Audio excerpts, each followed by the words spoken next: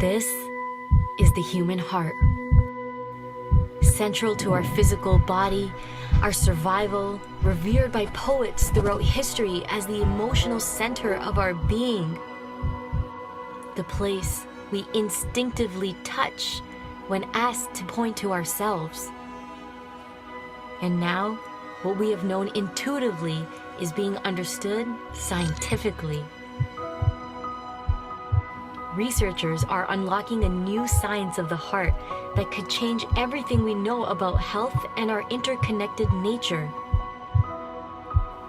Coherence is a state of balance between heart, mind, and emotions, creating a favorable cascade of neural, hormonal, and biochemical events that benefit the entire body. But this phenomenon not only benefits us personally, it affects everything around us, emitting an electromagnetic field that can be measured up to 3 feet outside of the body. When you are in coherence, your heart resonates at the same frequency as the Earth's magnetic field. This frequency positively affects everything around you. When a group of people are in coherence together, this effect is magnified. Could communities synchronized in coherence lower violence, accelerate cooperation, and global harmony? This is the purpose of the Global Coherence Pulse. If we can measure the impact of thousands of people in coherence at the same time, it could lead to a breakthrough in understanding the full potential of the human heart. All you need to participate is your presence and your heart. To take it to the next level, join the research study by downloading the app and getting an HRV monitor to measure your personal coherence. The world needs it more than ever before. Each human heart is unique and magnificent by itself. But imagine what could be possible when we unify.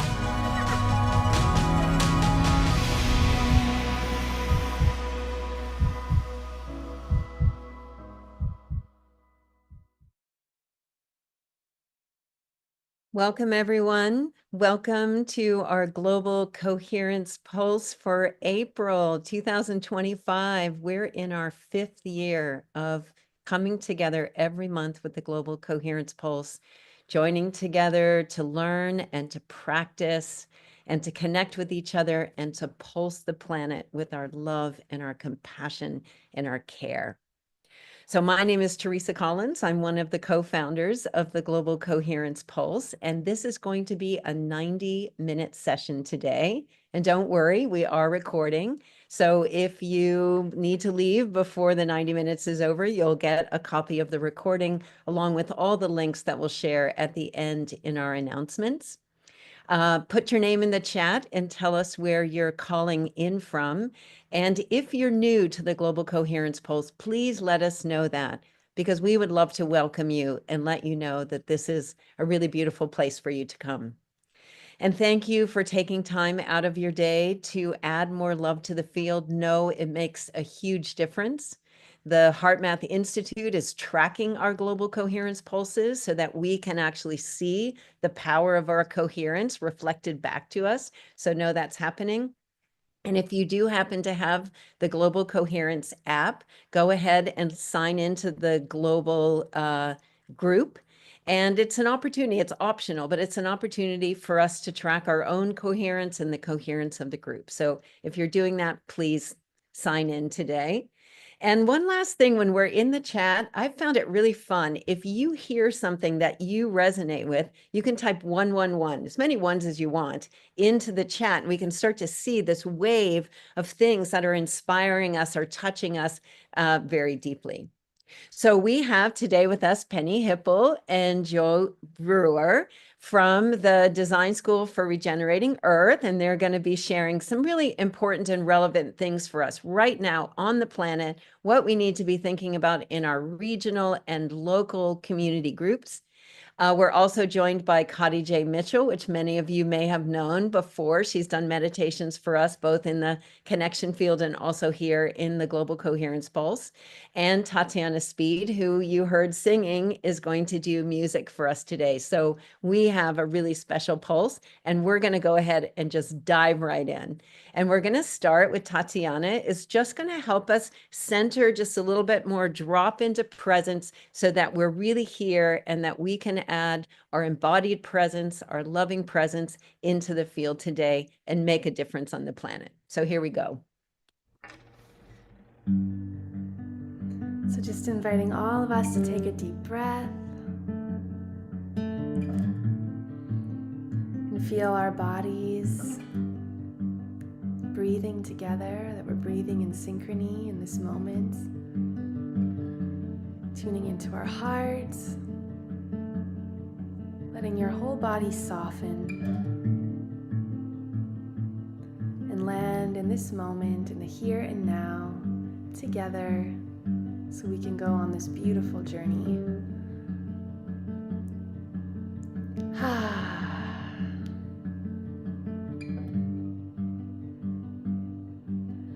Breathe in,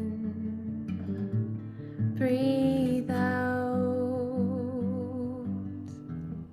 Feel your body, feel your soul.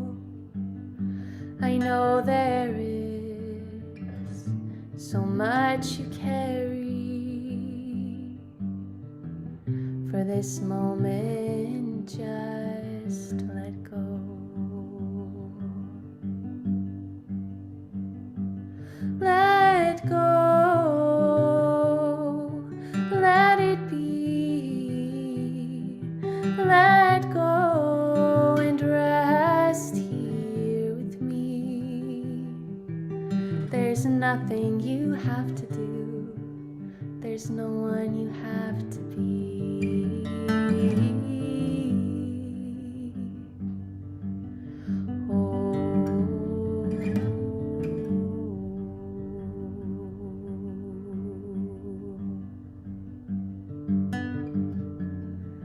Opening our hearts, softening our body, breathing, breathing, breathing in, letting go of whatever your day has held, so we can all come into presence with each other here and now.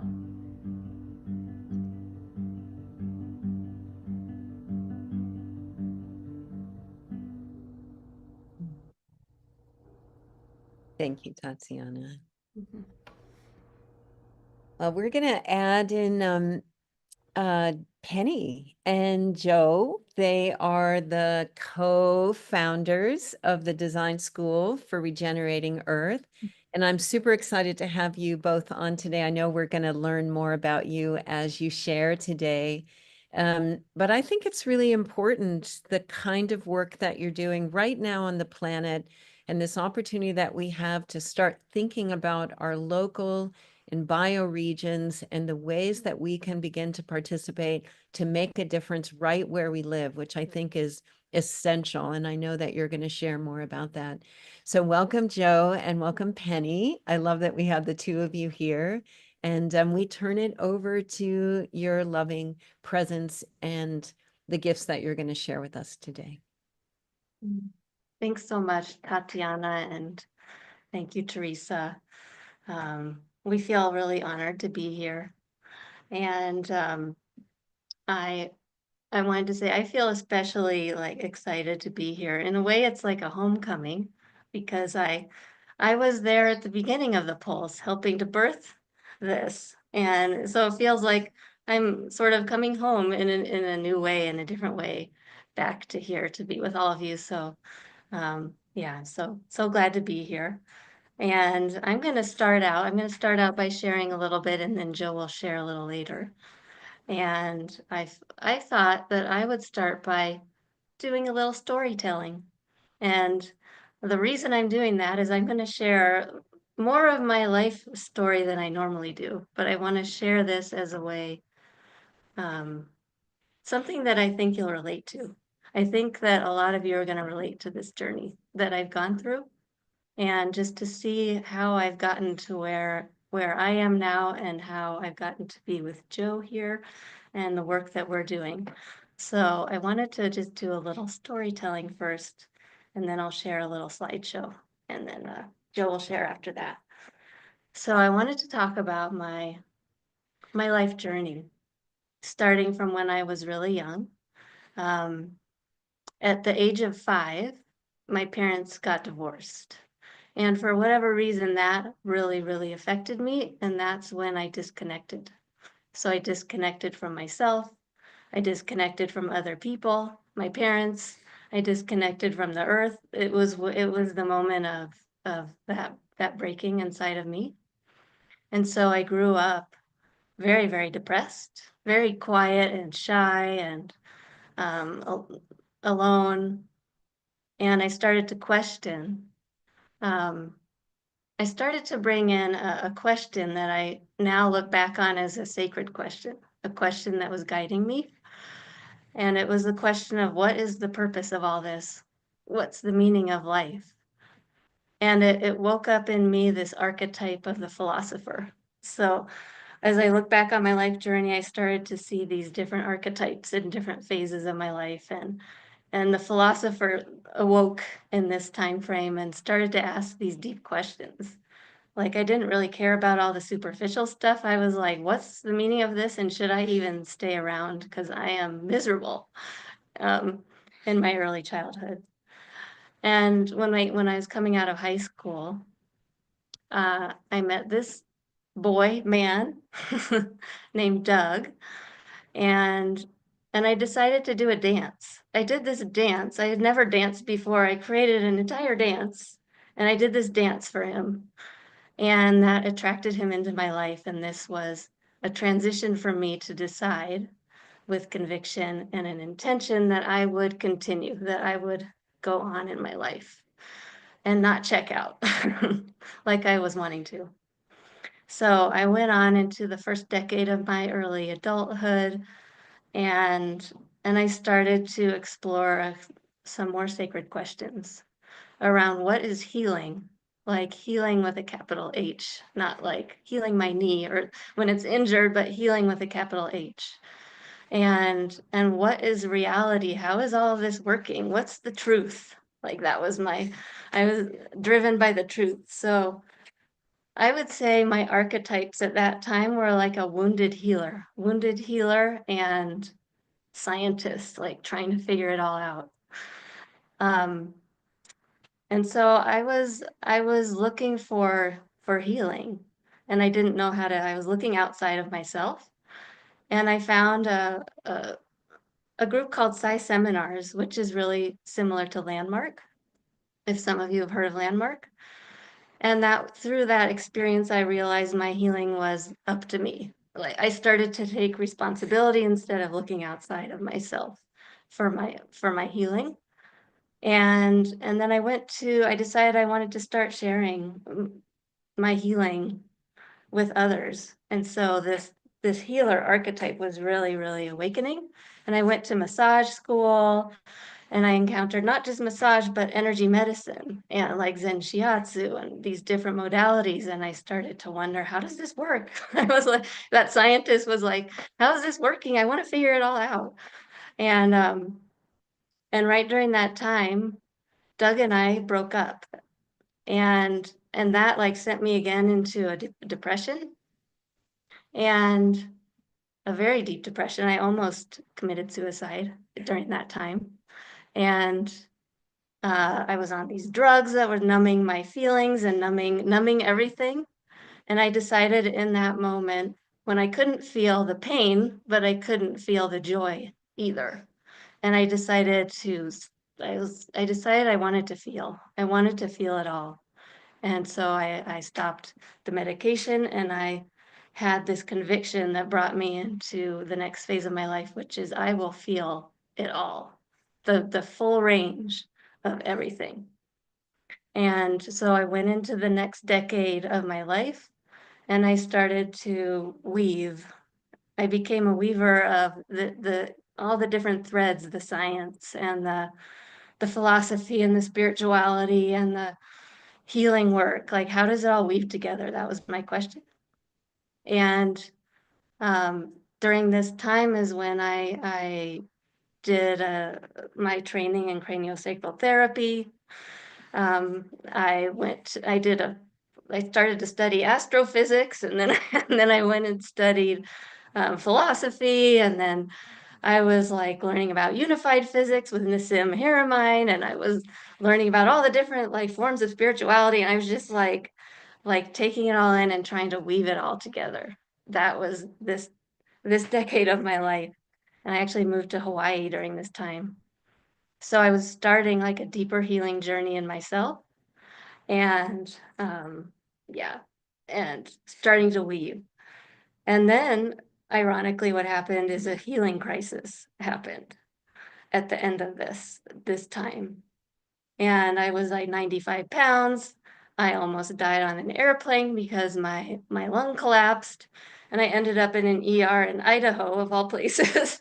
And I was in the ER feeling like, wow, I could die. And I was thinking, who do I want to be if I live? Who do I want to be? And what came to me was this conviction and intention that I will embody love.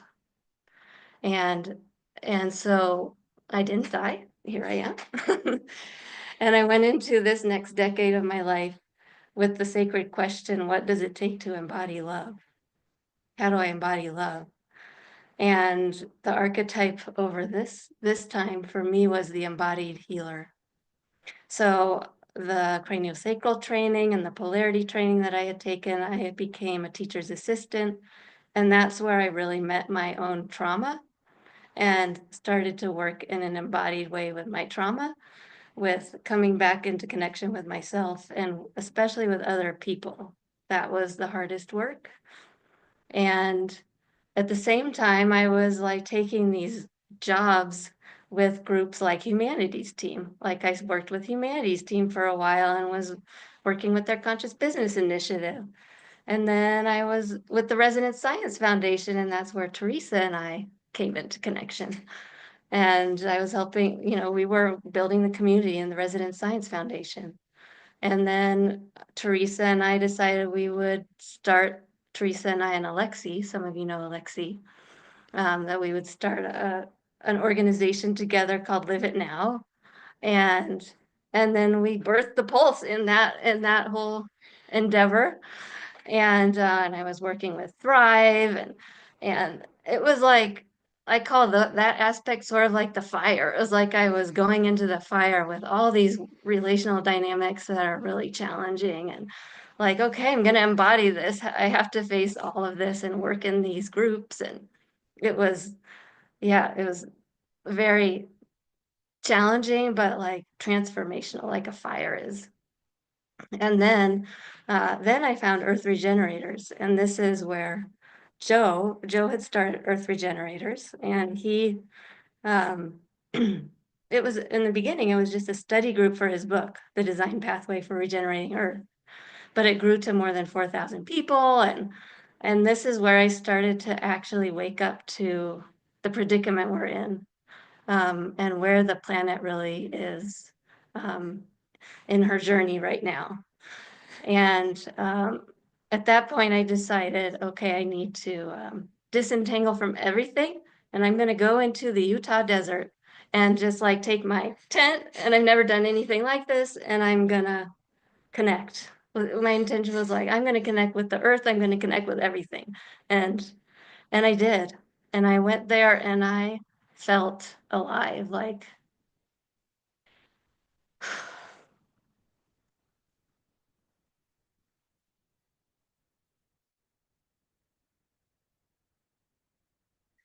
yeah, I felt beauty, and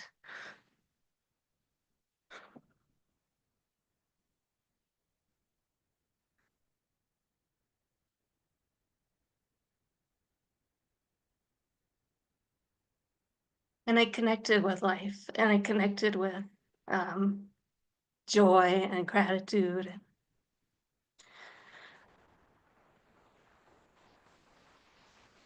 And I came out of that experience realizing two things about humanity, like on two sides. One was the beauty, like the incredible creativity, the incredible beauty, the potential of humanity, of humans. And on the other side, like how sick that we become so disconnected from ourselves, from each other, from the earth, from our spiritual, from the wholeness. So I was holding both of those, like I could feel both of those so clearly. And I came out realizing all of this, and I went into a dark night, a dark night of the soul, pretty much immediately after that. And I started to see, like, in the depth of the psychosis, the depth of the meta crisis that we're in, the depth of where the earth is. And I started to realize the healing work I'd been doing in a bubble. I'd been doing disconnected from the context of what was happening across the planet, and that I needed to be in service to life. And that was my conviction at the end of this time, was I will be in service to life. I don't know how I'm going to do it, but I'm going to do it. and that when I came to that in myself, Joe was coming to his own place, but that's when we found each other. Was when I was clear and he was clear in his own way, that we needed to come together to be in service to life in a way that we couldn't have done apart. So now what I want to do is just share a little presentation. Let me see, where's the share? Close that.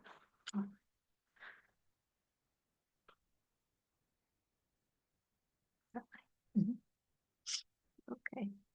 So here's Joe and me, and we started this design school for regenerating Earth, which Joe will talk about in a moment. But I wanted to talk about this title here, becoming an evolutionary agent for humanity, for our beautiful planet, and living on purpose in the context of the times that we're in right now. And for me right now, what I actually came back to was the same question, a similar question to what I was asking when I was really young, but adding in what is a meaningful human life in the context of our times, of this time now, with where we are on the planet now. And I heard this Daniel Schmachtenberger talking about a meaningful life. And I sort of took what he said and adapted it a little bit, but I wanted to talk about these three aspects of being, doing, and becoming. Being like what I was describing when I was in the desert, like I feel alive, and just like immersed in life and feeling the depth of beauty and joy and pain and all of it. It's like being in life, being fully alive. And also another aspect is connecting to that oneness, connecting to our wholeness, connecting to how we're all actually connected and to the spiritual. So being is both those things to me. And the doing is about living on purpose. It's about getting clear about our individual purpose, like what is mine to give into this world, my individual gift. And then our human purpose, which as living as a part of a living planet, our sacred responsibility to care for life. And then our spiritual purpose, like why are we here in this body? That spiritual purpose. So doing is about being able to and actually living on purpose in all of those aspects. And then becoming is about deepening in both being and doing. So it's about that cycle of deepening into being even more in life, even more alive, even more connected to wholeness, to spirit, and even more on purpose and more effective at being on purpose and more effective at manifesting what we want to create. And this is just the same thing in a different form. I thought I'm not going to go through this whole thing in detail, but just to say that if you think about yin and yang and the fulfillment of consciousness, it's a similar cycle. Like that we are connected to source and we have a longing to be in service. We have a longing to be an agent of source. And that leads to this inspiration and these ideas and these intentions of what we want to manifest. And then we have the fire, the drive, the will to take action. And then we come together in relationship with each other, with ourselves, with the planet, to actually manifest the intention to create. And then we ground that manifestation in form and in matter, and it manifests. And then we pause and we come back to source and spirit and we reflect on what just happened and what's the feedback I'm receiving, and forgiving ourselves for not being perfect at what we just did, taking responsibility, accepting it, being content with what we did, reconnecting, gaining wisdom and humility, connecting with source, and then doing it again. And this is the fulfillment of consciousness and the circle of becoming as we deepen with our manifestation and deepen with connection to source and deepen with being alive. And so that's just another way to say the same thing. And this reveals a pathway of how we can become this evolutionary agent that is in service to our purpose, all three levels of purpose. We have to do our reconnection and healing work. That's what this is about, right? This pulse, this community, the connection field, all of it. That's what this is about, doing our reconnection and healing work.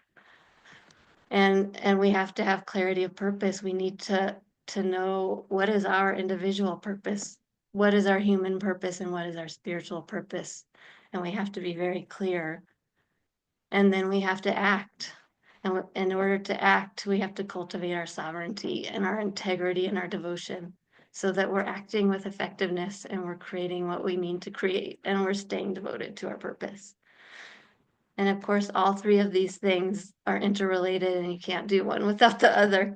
You can't do reconnection and healing without actually taking action to get feedback, to know what you need to heal. You can't get clarity of purpose without reconnecting and healing. So all of these things are interrelated.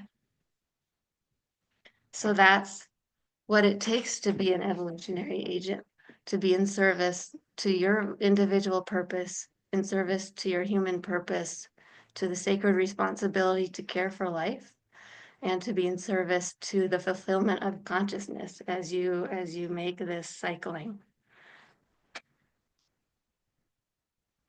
So now what we're going to do is I'm going to pass over to Tatiana, I believe is going to do a little interlude. Is that right, Teresa?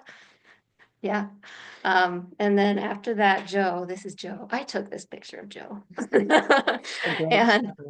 And he's going to share his journey, a little bit about his journey and what we're doing together with the design school and all the work in Bodhicitta where we're living now. And yeah, so I'll pass it over to Tatiana for now. And let's take this moment with Tatiana just to take in. Penny, your sharing was so beautiful. Thank you for being so vulnerable. And yeah, I love that it's a full circle for all of the great work that we've been doing. Yeah, so beautiful. All right. Penny, I was so touched by your story, just weeping over here. So thank you for so beautifully sharing your journey. Just put it here. This song feels like it was made for you.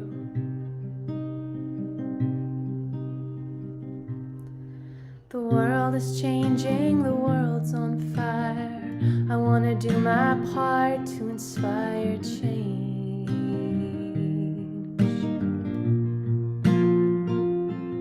I want to make my home a sanctuary of love and peace and harmony, and be the change I want to see. The earth is my home, the earth is my mother. We will never have any other to help rebuild, renew, rebirth, a new way to be on earth. Oh,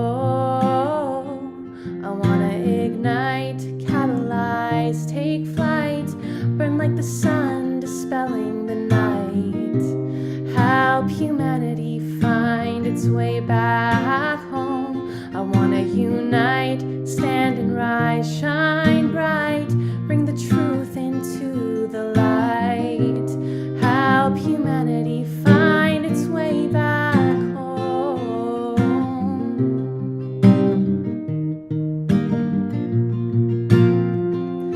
Come and dance, come and sing, come and pray, come and bring all you are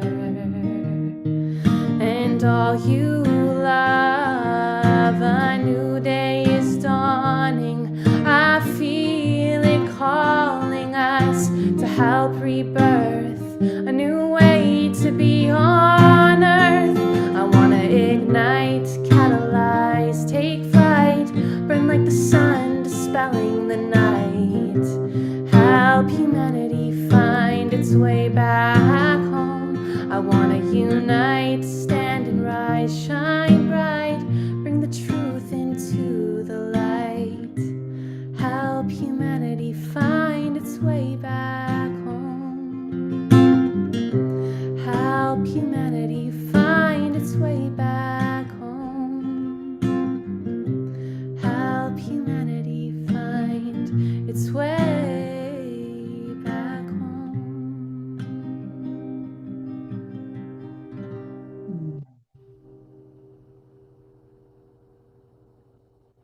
So, Tatiana, that song is so perfect for what I want to share.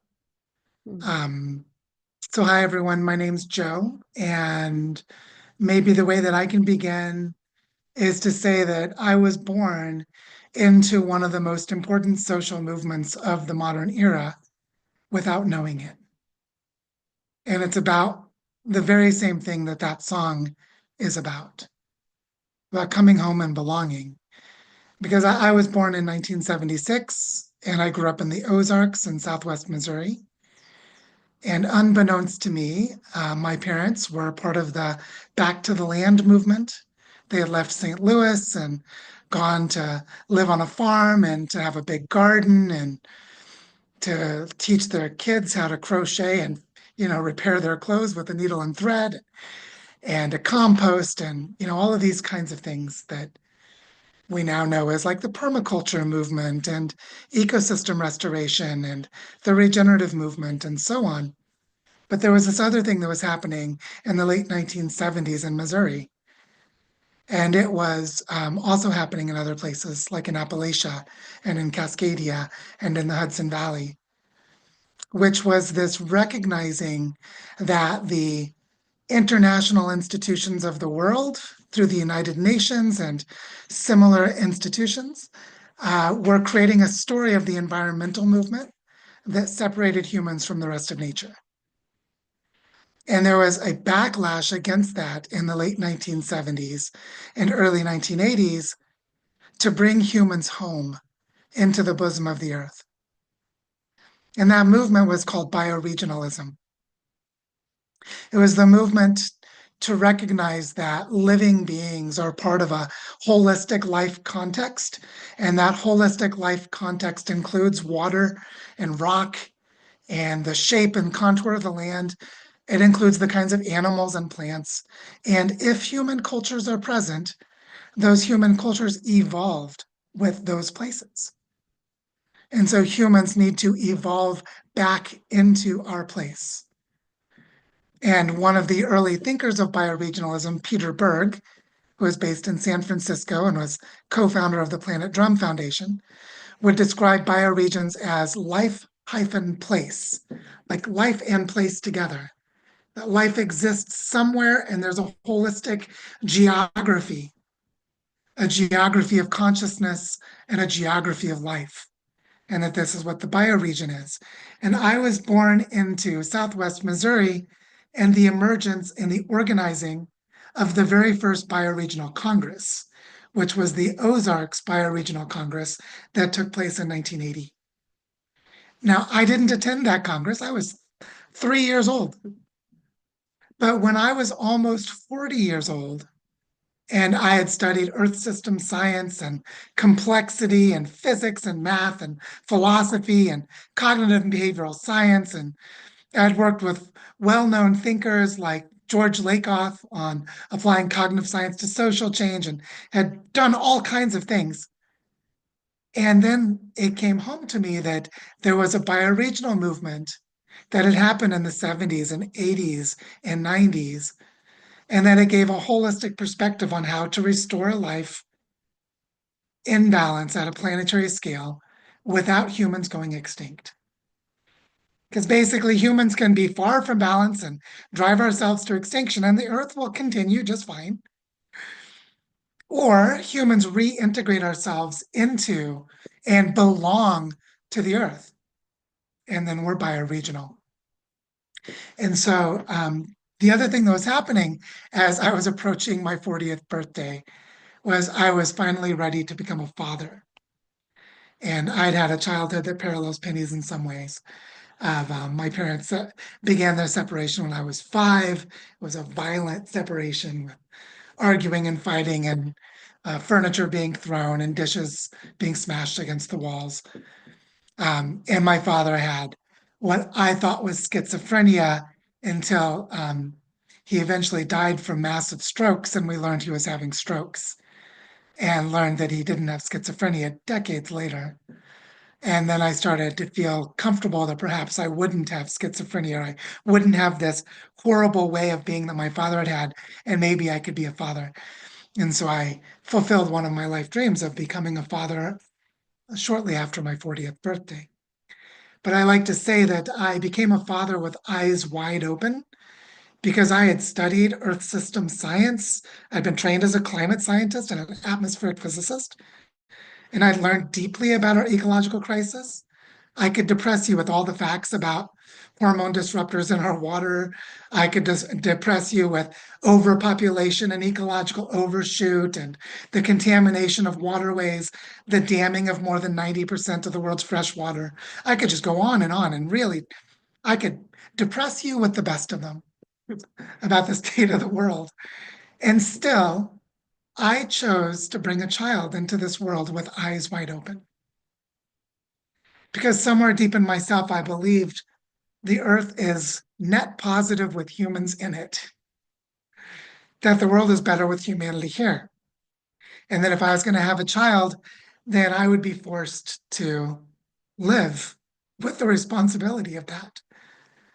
One way I like to say it is the best way to, and Nassim Taleb, who's written a few popular books on investing and dealing with complexity, has said the best way to be sure your sense making is good about your investments is to have some skin in the game, which is you're not investing with someone else's money, you're investing with your own. Well, I literally put skin in the game, and that skin is wrapped around my daughter's body. So I was committed to creating a future that was worthy of placing my child in harm's way. And so as soon as my daughter was born in early 2017, I had to change. So I went from living in Seattle to a few months later living in Eugene, Oregon, which is a lot less expensive place to live while making further transitions. My partner at the time, because as you can see, I'm not with the mother of my child, I'm with Penny now, and there's a whole long story there. But amazingly, the mother of my child, her name's Jessica, she and I were 100% aligned about what we wanted to do for our child. So we left the United States, we moved to Costa Rica, we lived in a biodiversity hotspot, and we learned a lot about greenwashing and narcissists while we were in Costa Rica. So after 10 months of being in Costa Rica, saying that we were not going to be helping create regenerative bioregional economies at scale because the people we went there to do that with were basically lying about what they were doing, that we came back to the US for a very short time and then found our way. I'm giving the abbreviated version of the story. But we found our way to a sacred ceremonial site in an indigenous gathering place in the northern Andes with a multi-thousand-year history, which goes by the indigenous Guane name Barichara, which in the Guane tongue is a place of rest, which is in the middle of the northern Andes in Colombia. And we moved here in November of 2019, just before my daughter's 3rd birthday. And we were committed to raising our child while engaging in large-scale regeneration, One of my life dreams connected with raising a child was to restore dead rivers with the children. So the children would learn how to bring dead rivers back to life as just part of the common sense of their childhood. Barichara is a place that has a unique type of ecosystem. It's the high Andes tropical dry forest. There's no other ecosystem like it on Earth. There are tropical dry forests, but not high Andes tropical dry forests, which is basically a mixture of cloud forest and desert with rainforest elements. And that this was a place that was more than 95% deforested, and 8 out of 10 species exist nowhere else on Earth. So we don't even know what kind of extinction event occurred here in the last 80 years. But what we do know is this place is becoming a desert. And the only way that it will not become a desert is if humans actually actively collaborate and restore the systems. Because this is a place with steep slopes and clay soil. And when you have steep slopes and clay and you take all of the forest off, you've created the perfect recipe for rapid and intense erosion that is unstoppable without human intervention. If humans don't stack rocks in those channels of erosion, the erosion accelerates.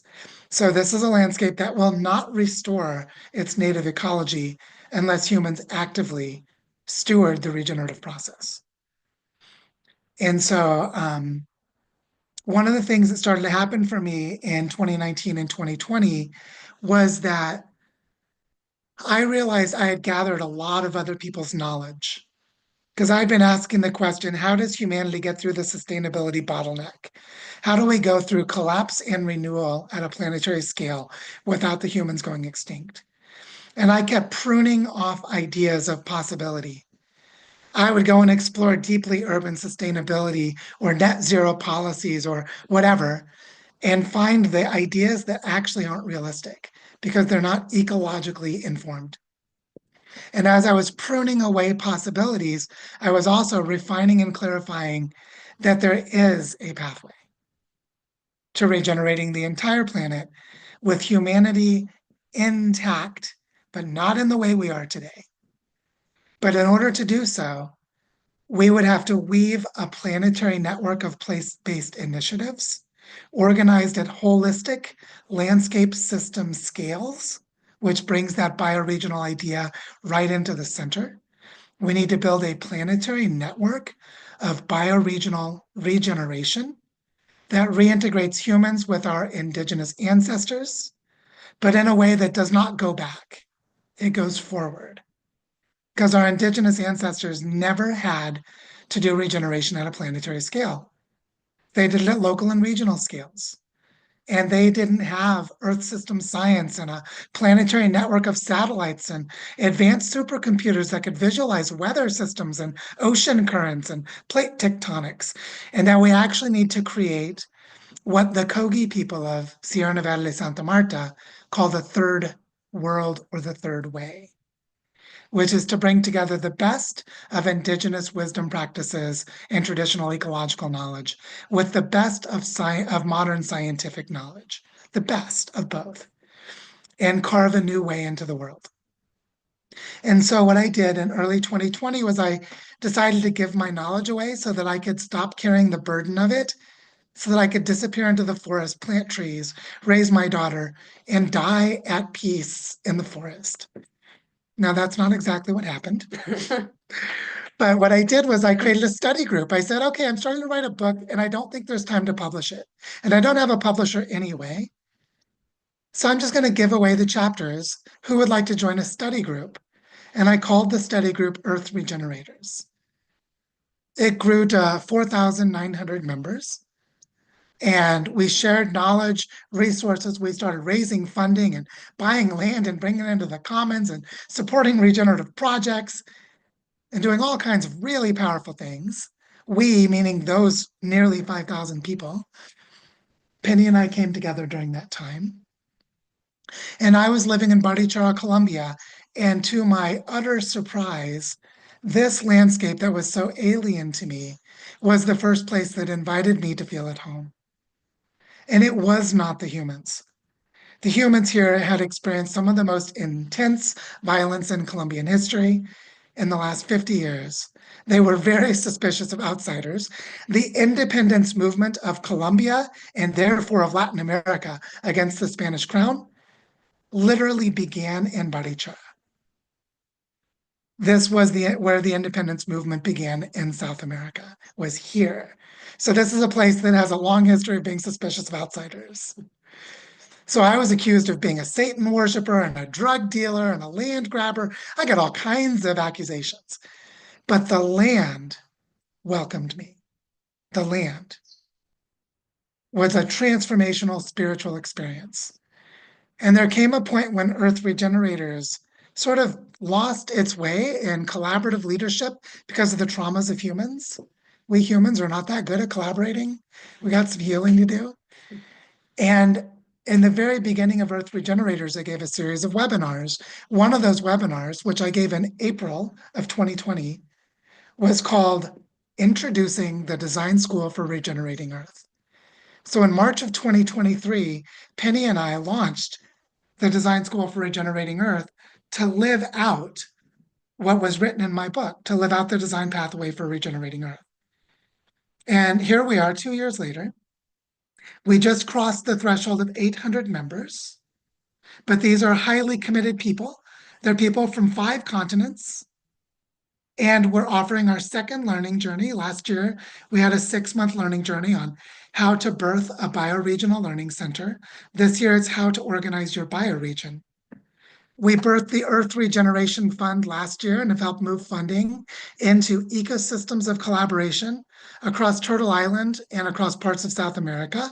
And we're weaving very strongly with a lot of friends in Europe, in the Mediterranean, in Australia, and increasingly in different parts of Africa and Oceania. But it's early days. And what we're seeing is that the most important work is learning how to deeply connect ourselves to our local life places and to learn with each other to accelerate the process. And just as an example of someone who's here participating is Rita Marsh. I'm looking at your beautiful face. Rita lives in Carbondale, Colorado in the Roaring Fork Valley. And Penny and I did a bioregional activation in May of 2023, where we went from the sacred headwaters of the Colorado River to the Sea of Cortez, where the Colorado River no longer makes its way into what used to be the most fertile ocean estuary on Earth, in the Sea of Cortez. And we brought blessings of the waters. Rita gave us water from the Crystal River in our Sacred Headwaters community to bless the Sea of Cortez. And we were received by indigenous peoples of that place in Mexico. And what we were doing is we were being spirit walkers. We were walking with the river through the sacred landscapes of the Rocky Mountains, of Canyonlands in Moab, of the Grand Canyon, of the deserts of Arizona and California and into Mexico. And we've done this in the Great Lakes. We've done this in Cascadia. We've done this in the Northern Andes and Colombia. And now we're helping others to do it in their own landscapes. And so what we're doing with the Design School for Regenerating Earth is we're inviting people to take back their power, to no longer give it to the international organizations, to our nation states, and to our absurdly poorly drawn boundaries of states and departments and provinces and nations, and to redraw the borders of human consciousness to conform to the natural boundaries of ecology and evolved human culture into bioregional frameworks. And as we're doing this work, what we're finding is it's all about trauma healing. It's all about the human story. Now, it's not reducible, but it's that if we don't get the human story right, we don't come home. We don't come home.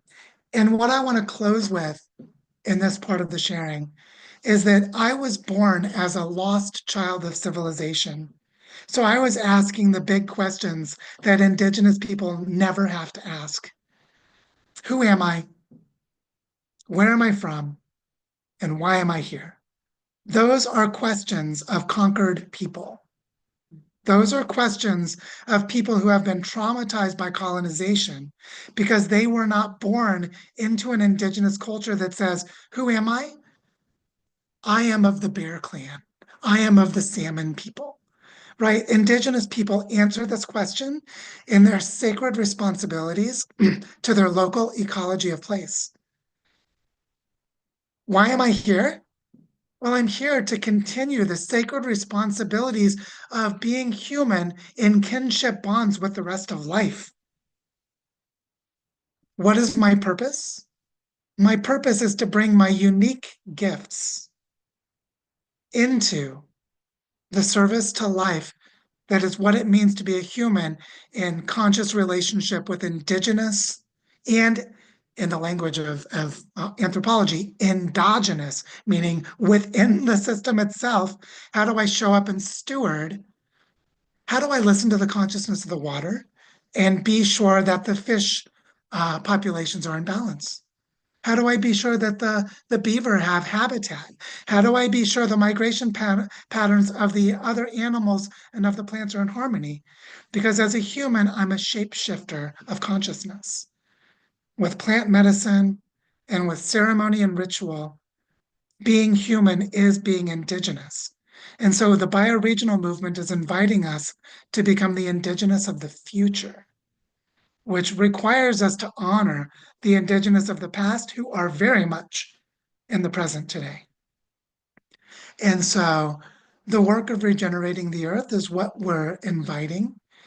And we feel like the way that Penny said that to embody love, to embody healing, is to be a part of the living earth and to come back into right relationship, which means to be bioregional and what that word means, to come back into harmony and responsibility with our life places.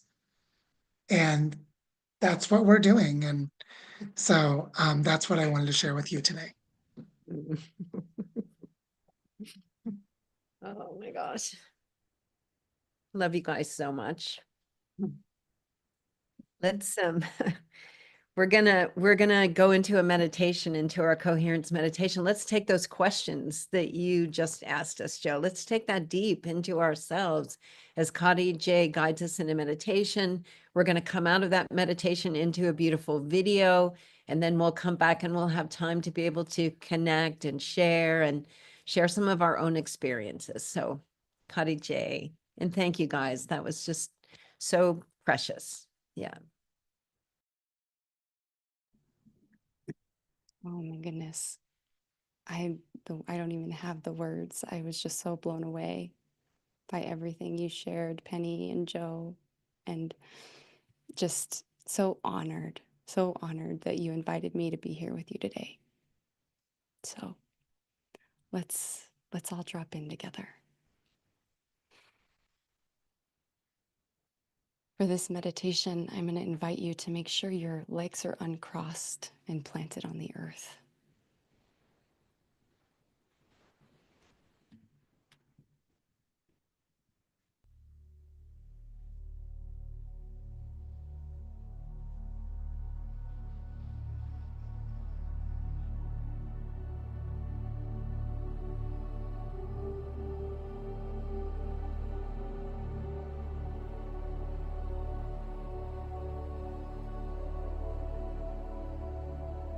Welcome, everyone, to this global coherence pulse, intended to drop into your sacred heart, to feel the love that you are, and to share this with our beautiful Mother Earth and all those that live within it. If you haven't already, now is that perfect time to close your eyes.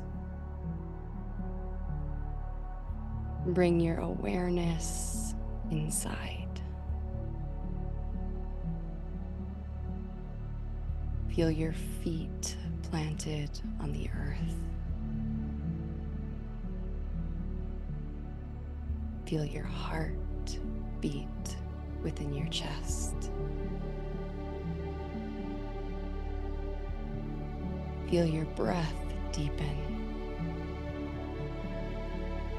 as you draw your presence into this moment.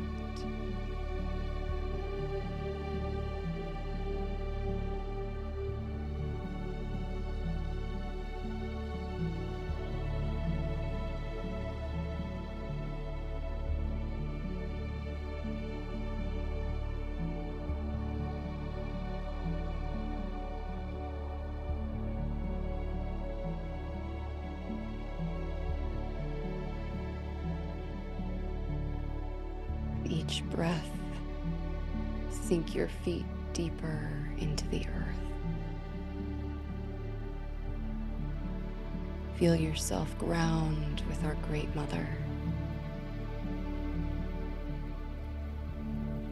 Feel yourself connect with this precious place we all call home.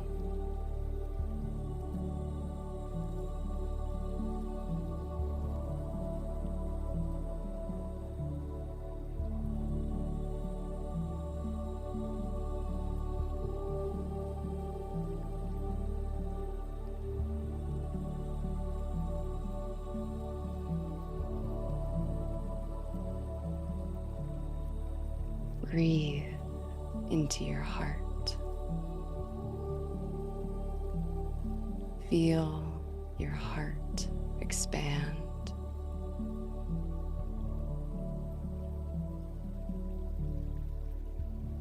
With each breath, drawing love into this sacred space.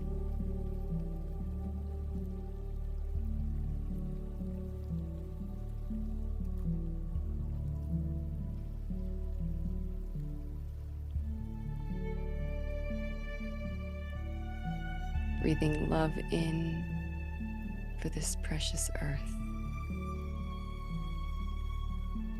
Breathing love in for all our brothers and sisters across the world.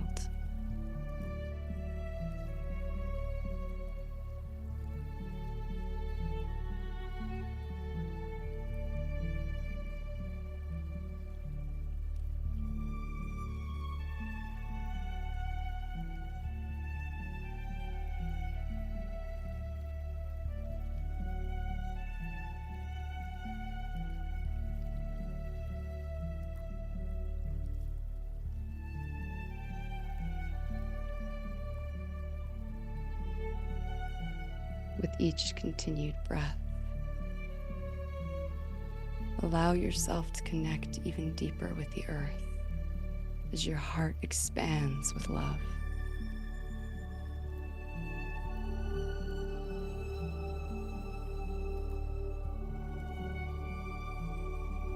And with each breath out, begin pulsing this love out into the planet.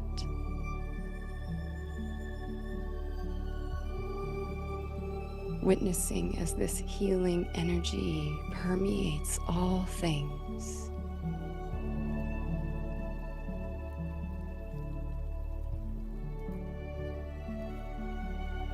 Feel the earth regenerating with your love.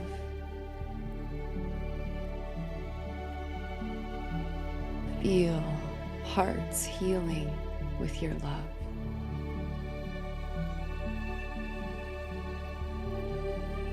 Feel your own heart awakening even more with this love.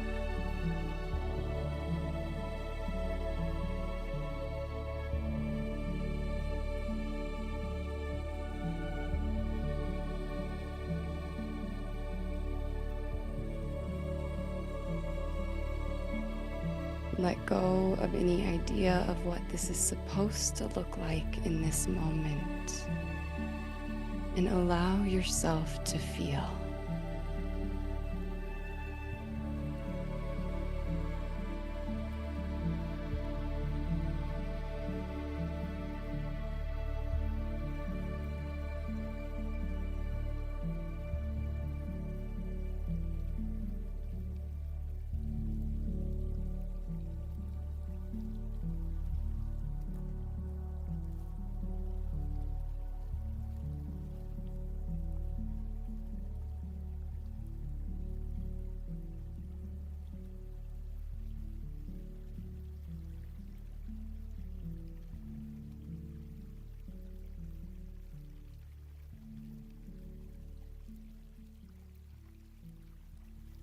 Breathing deeply into your heart,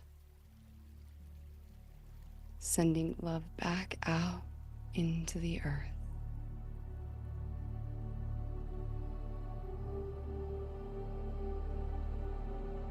Feel how love helps to heal the earth.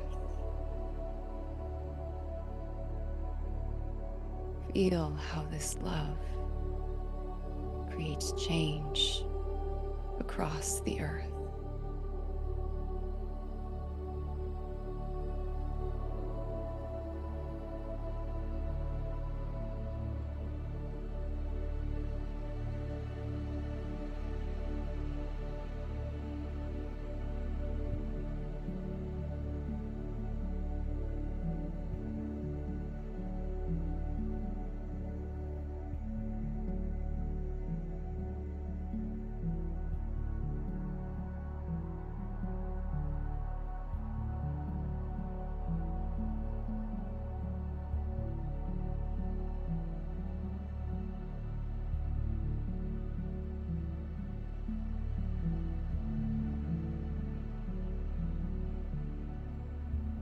Present in this moment,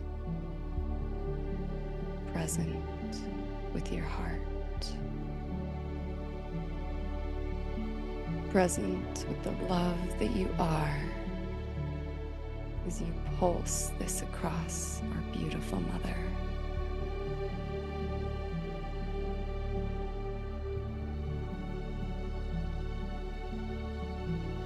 Weaving through landscapes and homes, through cities and small villages, bringing peace to all those hearts who need it now.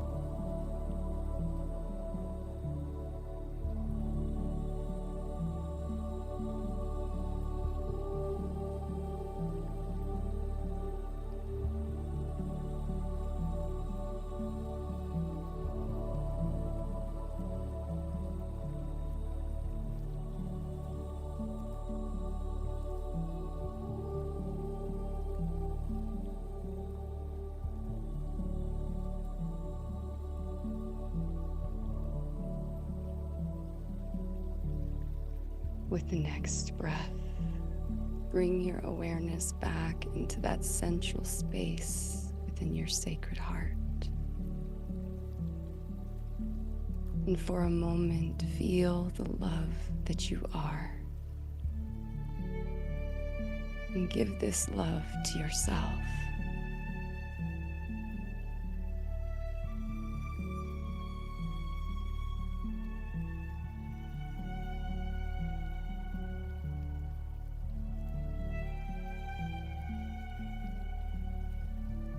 Taking 2 more deep breaths.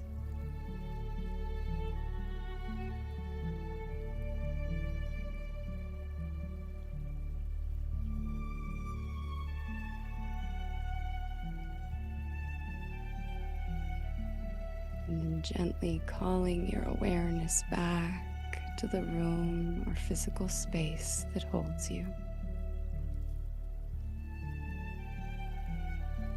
Bringing gentle movements to your fingers and toes, feeling your feet on the earth once more.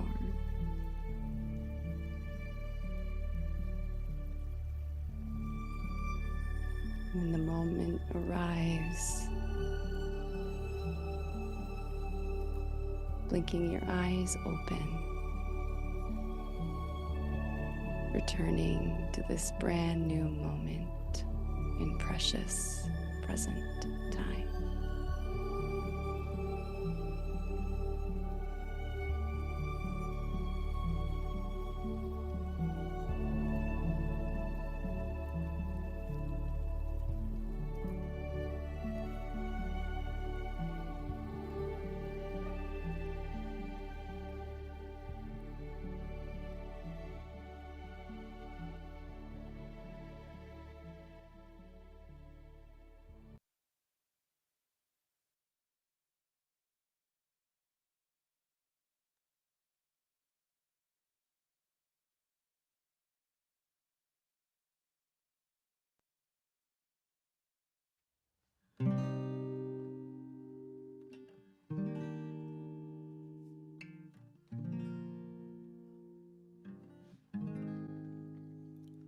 For too long, too many people have been left homeless. For too long, we haven't seen enough progress. For too long, exiled, displaced, and alienated, people walk this earth devastated. For too long, we've lived in separation, forgotten our true nation, this earth the home to all future generations. Cut off from life, cut off from each other, we've forgotten nature, our only mother. This disconnect is our deepest wound. Towards wholeness, we must reattune. Whole life, whole person, whole systems, all cultures, one planet. If you feel this truth, let's stand for it. Let's reclaim home as the destination. Choose inclusion over separation. And build a refuge, a sanctuary, a place of healing that nurtures and supports all beings. Let's build a home right where we are. Let's build a home for all of us. Let's build a home for humanity. Let's build a home that nurtures all of life. It starts within. It starts with me, it starts with you. Can we turn to ourselves and see ourselves anew? What do we love? What do we cherish? For what do we stand on this beautiful planet, this sacred land? It starts with community, creation, culture. Can we build together, my sister, my brother? It starts right here, right now. Put the seeds in the ground until life springs up all around. We can walk through our garden, this home that we make. Together we change humanity's fate. And from the local to the global, from the I to the we, from the north to the south, from the west to the east, all cultures, all borders, all peoples, all life, we can come together and ignite a home for all to which all belong. This is the prayer, this is the song. Let's build a home right where we are. Let's build a home for all of us. Let's build a home for humanity. Let's build a home that nurtures all of life. One world, one home, one heart, one life. All people, all cultures now. One world, one home, one heart, one life. All people, all cultures now. Let's go home. We are going home. Let's build a home right we are. Let's go Let's build a home for all of us. Let's build a We home are for humanity. Let's build a home that nurtures all of life.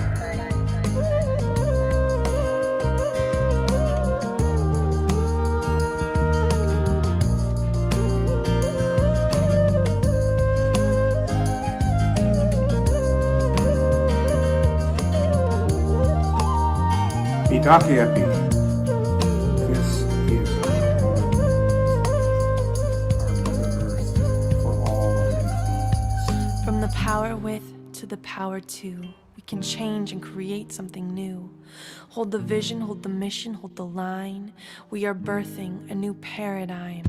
Homecoming, we are all becoming who we need to be to hold off this catastrophe. Down on our knees with prayers for peace for this indivisible family. Around the world, feel the hearts opening. Around the world, feel the hands extending. Around the world, feel this movement coming. All cultures, all peoples, one planet, one home.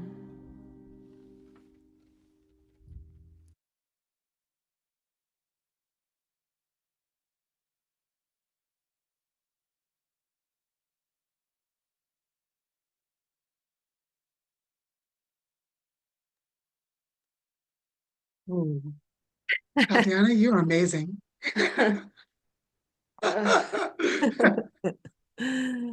Oh my gosh. I'm kind of teary-eyed. Are you guys teary-eyed? Is everybody on the Yeah.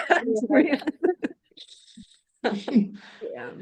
Prati J, Yeah. your meditation took me so deep into my heart. I'm just, yeah, I don't really have words right now, but I feel deeply, deeply moved. deeply moved by Penny and Joe, and deeply moved by you, Cuddy J. And I feel just this huge love for humanity and the earth right now. Like this big, huge space of love has opened in my heart. I can definitely feel that as well, Tatiana. Thank you. Thank you. I got teary-eyed in the meditation. I was like, no, you gotta hold it together.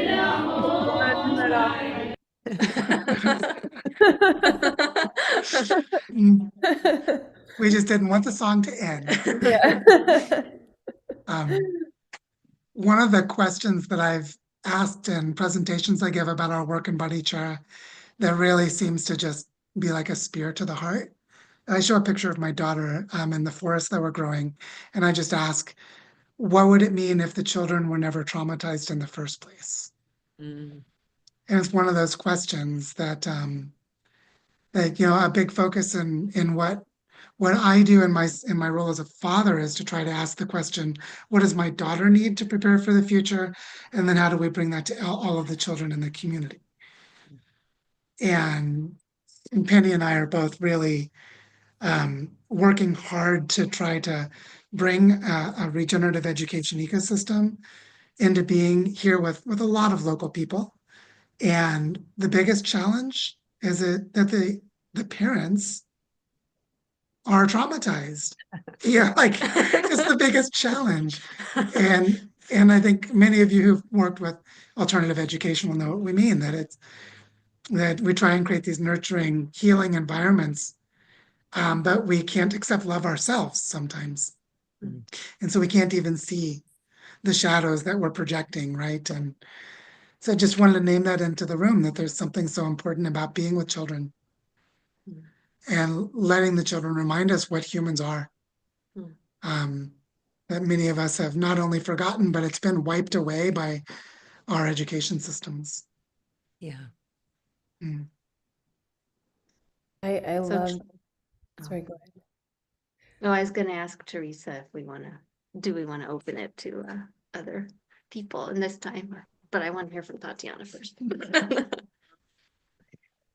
I was just gonna say I'm so moved how you speak about your daughter and even your whole journey to fatherhood. I really relate to, as because I'm also contemplating bringing a soul to earth, and it feels like such a huge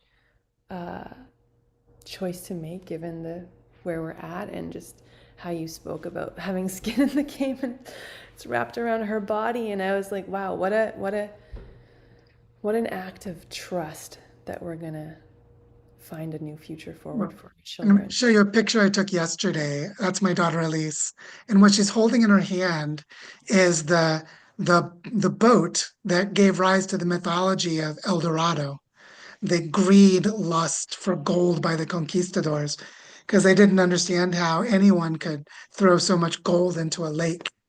And my daughter was learning about the Muisca tradition and how gold is the fertile seed of the sun that gives life to the earth.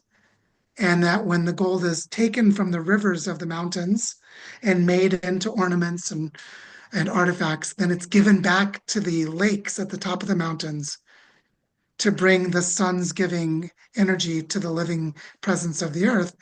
And look how wrong the Spaniards were in their interpretation. And so I get to have my daughter, she was taught this yesterday by a man who gathers indigenous knowledge from the cultures of the Northern Andes. So there's something so special about bringing our children into these kinds of intentions in this time, because the indigenous cultures are sharing their wisdom and they're sharing it with the settler cultures. So my daughter got a lesson in that yesterday.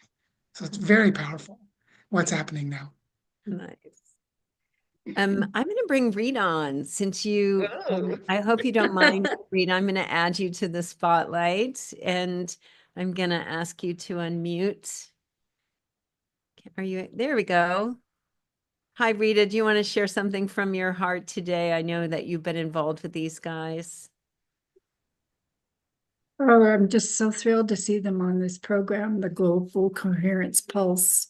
Teresa and Penny, to hear your background with Teresa, it's really sweet to know that piece.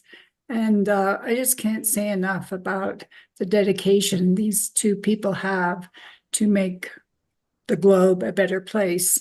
And when I first met Joe on a global summit on bioregeneration, I have no idea why I signed up for it, but here I was in the room and I heard him speak, and I literally had an out-of-body experience.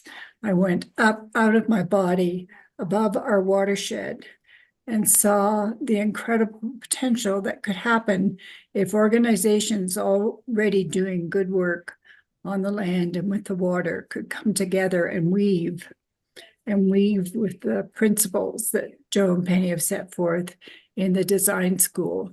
What an amazing example of regeneration this area could be. So we're working on it.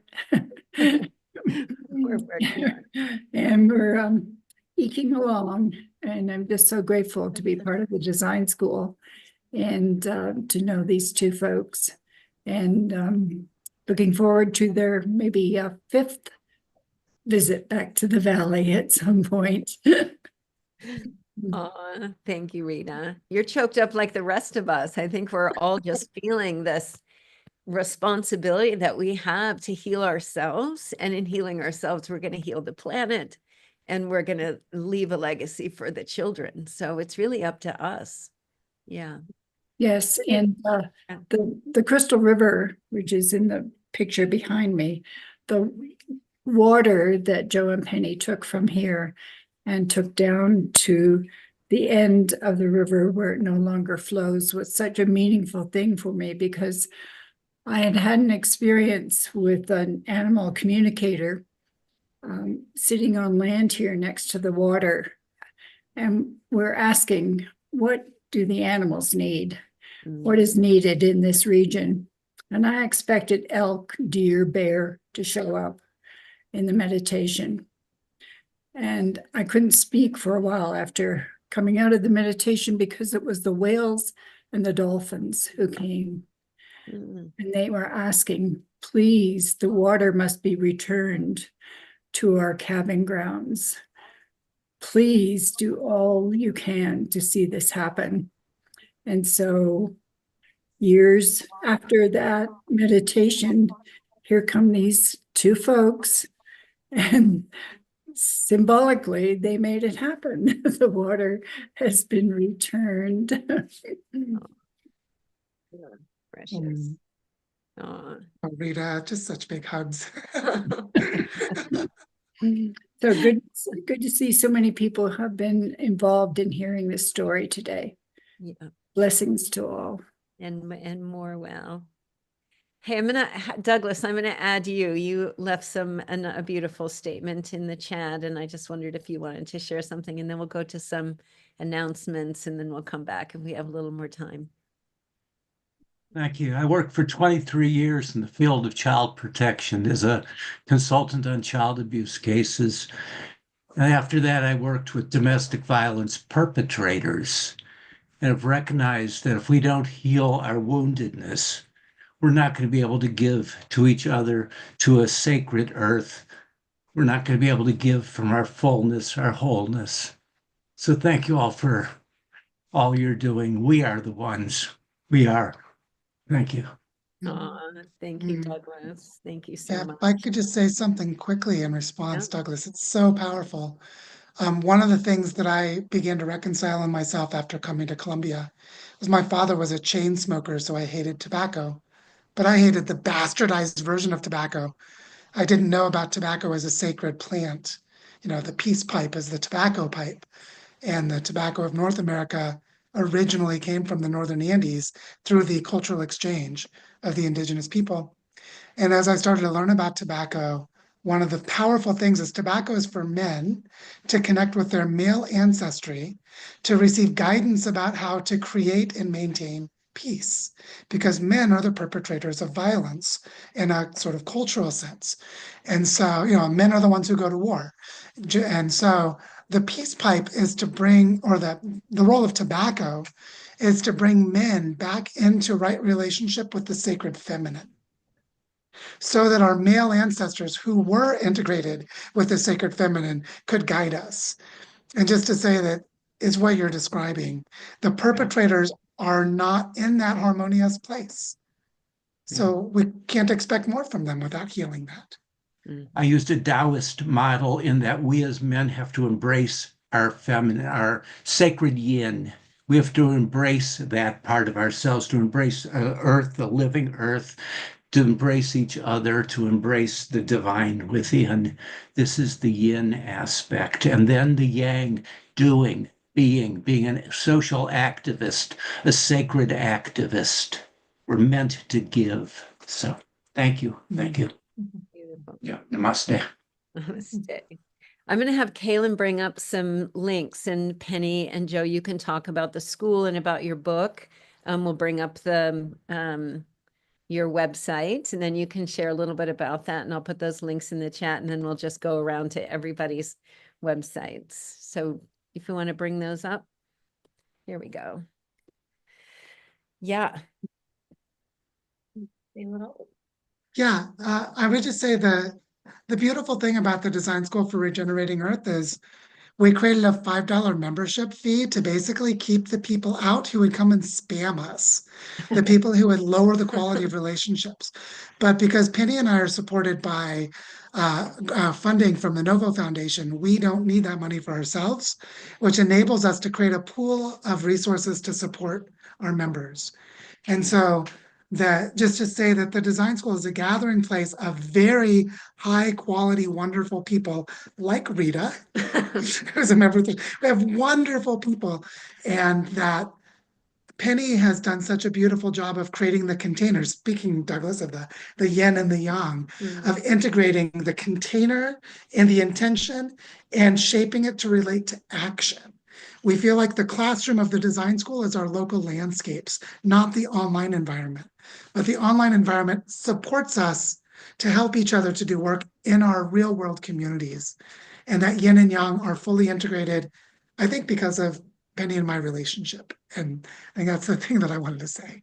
Yeah, I would just add we're doing this learning journey that Joe mentioned on how to organize your bioregion.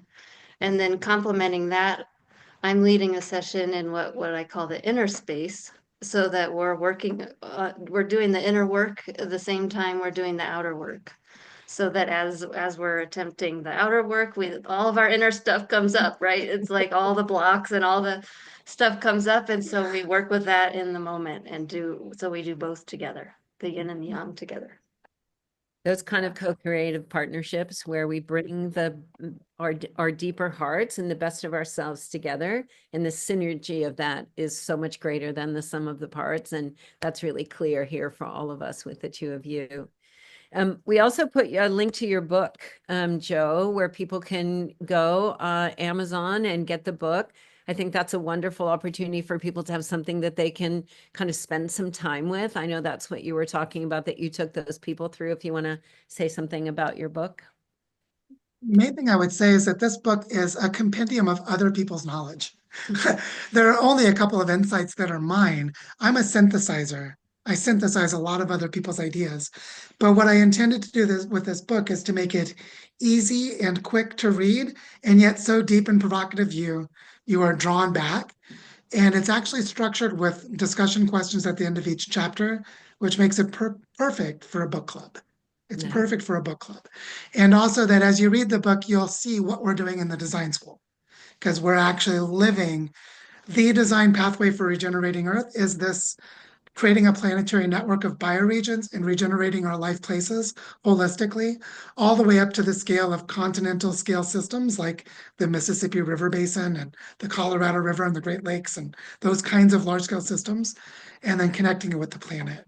And so also the cover art is a textile artwork by Claire Atwell in Victoria, British Columbia, that she had already made before the book came out. And it's just indicative just how important community art is and our ability to creatively express.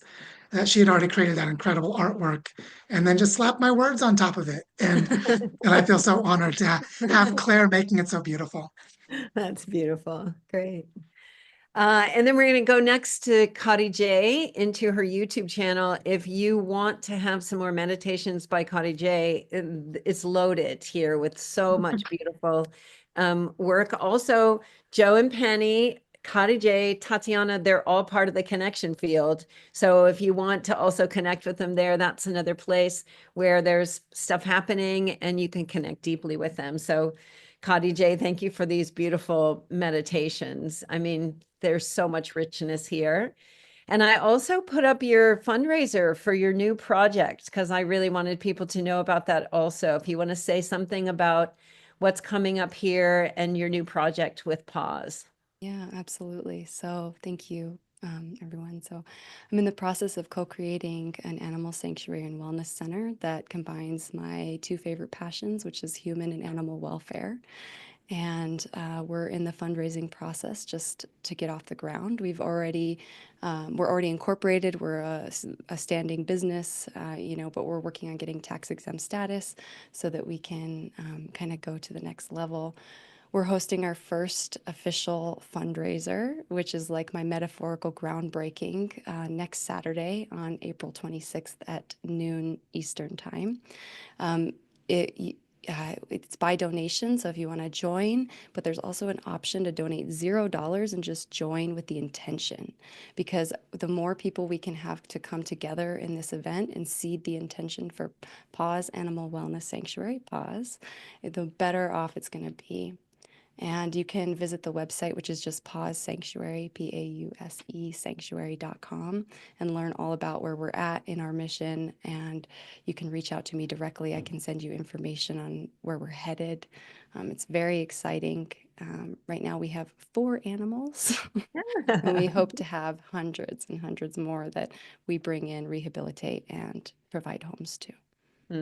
Thank you, Kati J. And if you do go to her website, I think Kati J and her team are doing something really powerful, is that they're sharing their journey, like what actually the steps it takes to have an idea that you're passionate about and what you actually have to do to get it on the ground. And that's what we need. We need ways to see that we can take something simple that's calling at our heart, and we can take one step at a time, and we can actually unfold something that blossoms into a beautiful garden. So thanks for modeling that too, Kati J. Appreciate Thank you, that. Teresa. Yeah. Next, Tatiana. She has a beautiful website. She has so much richness in there. You can see her music and her videos, and she's got a Oasis Women's Circle that she's offering. Just so much goodness, Tatiana. If you want to unmute for a second and just share a little bit. What a rich day. We had all 3 of these guys. I mean, 4 of these guys, like superheroes. Yeah, it was so rich. I share women's circles. I offer women's circles. I have one that's meeting tomorrow, and it's not too late to join us if you want to jump on board. It's a 7-week series of women gathering. It's so incredibly healing and impactful to gather in circles of women. There's just deep work that we can do together when we come together in that way. I also have an album coming out, Lullabies for Adults. I played one of the songs. So I just encourage, if you're interested, just to sign up for my mailing list, because that album's coming out May 9th. And it's a very healing, therapeutic album that I'm very excited to share, and has been in like so long in creation. So it's just a really joyous moment that it's almost at the finish line. And I also offer one-on-one. So yeah, just explore my website and sign up to my mailing list if you'd like to stay up to date. And if anyone wants to jump into the Women's Circle tomorrow, send me a message. Yeah, and you can also see the Oasis Women's Circle right there and the link that I gave you. And tomorrow would be the last day for somebody to be able to join before the circle closes for the 7 weeks. And then there'll be another one. And I have to say, it's powerful to be with Tatiana and a group of women. There's a sweetness to it and very, very powerful. So if you're looking for some connection like that, I highly recommend it.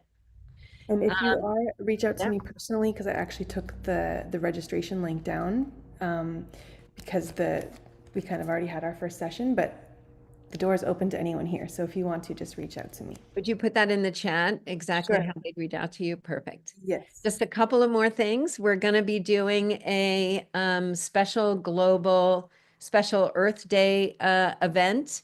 I'm bringing a 0-point healer. His name is Sky. He spent 3 years in silence. The first year sitting for 23 hours a day.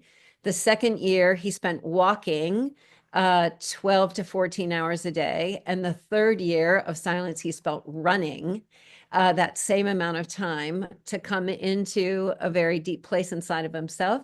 And he'll be opening up a space for us to move to the future Earth and bring back some of the visions that we're seeing there so that we can start from this place in our present, how we begin to move forward into that future. So I hope you'll join us. I'm going to put that link in the chat too. And again, I'll put all these links in the email that I'm going to send you. These are all in the connection field. So you'll have them. Two more. May 1st is Global Love Day. Global Love Day. So we're going to be 12 hours of heart-centered offerings. I'm going to be offering something to Global Coherence Pulse. I think Tatiana has an hour that she's offering things. So join Global Love Day. It'll be super fun. And it's, you know, these opportunities where we can send love into the planet. And let me tell you, it makes a difference. It makes a huge difference when we join together. And one last thing is that, you know, with the Global Coherence Pulse, you know, as Penny said, we started this back in 2020. It's 5 years now that we've been doing this. And we didn't just want to create an event that people came once a month or a couple of times a month. Sometimes we did more, but we wanted to have a community where if you're interested in really cultivating coherence in the heart of your lives, if you really want to be an embodied, positive, coherent, loving presence on the planet, we need to be in community to do that. Otherwise, it's hard to heal alone. It's hard to create sustainability. So we've created a community. It's free to join if you want. There's also levels that you can join for deeper engagement. But this is the place where if you love what's happening here, come and hang out because it's happening every day, every week, every month. There's something going on for us to stay connected like this. So putting those links in the chat. And then let's come back. You can go ahead and stop sharing and we'll be on screen. And I just wonder if Penny and Joe, if you have any closing comments for us today. Oh gosh, I'm just full of emotion. I don't even know what to say. I feel just feeling grateful and yeah, a lot of tears today. Kadi J's meditation with the songs and just really grateful for all of you. Like all of us are living this out and so grateful. Yeah, and I guess what I would add is if you look out into the dark part of what's happening in the world, you'll see that it's accelerating, it's speeding up and intensifying. But this weaving of local fabrics of relationships and partnerships is also speeding up and intensifying. And so the opportunity for us is to recognize where to put our energy and to recognize that the fear and the hate and the reacting and the judging, while they do have a functional place, it's very limited in this moment. And that actually what's needed is to lean into the beauty and the joy and the innocence that comes with reconnecting with a river, with watching leaves fall, with seeing fish swimming, with watching children play, and with watching things grow. And to see them grow from your own hands is another whole level.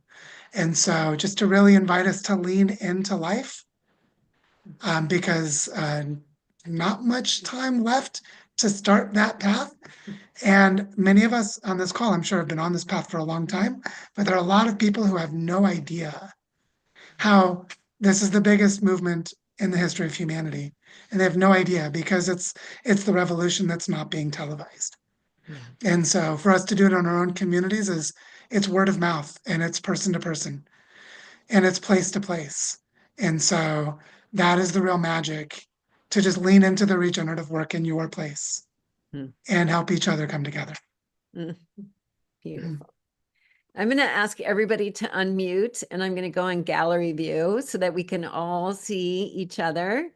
And you can open your mics and you can send love to Penny and Joe and to Kadi J and Tatiana and to each other. So please open up your mics. Let's hear your voices. Bye-bye. Bye. Namaste. Everyone, Penny, Joe, Kata J, Beautiful Tatiana, program. thank you Bye. so Bye. much. Thank you, everyone. Love you all so much. Much love. Bye-bye. Oh, that was cute. Namaste, Julie. I love everyone. that. Namaste. Ilakes. Namaste, namasko. Thank you. Love you all so Love much. you all. Yeah. Bye, everyone. Thank you for being here today with us. Love you. All right. Thank you. Yeah. Keep shining. So sweet to I see don't you. want to leave. I know we never want to go. Because it feels so good when you come from love and you share it in community together. It's amplified. We all come away with something so much more. All right, beauties.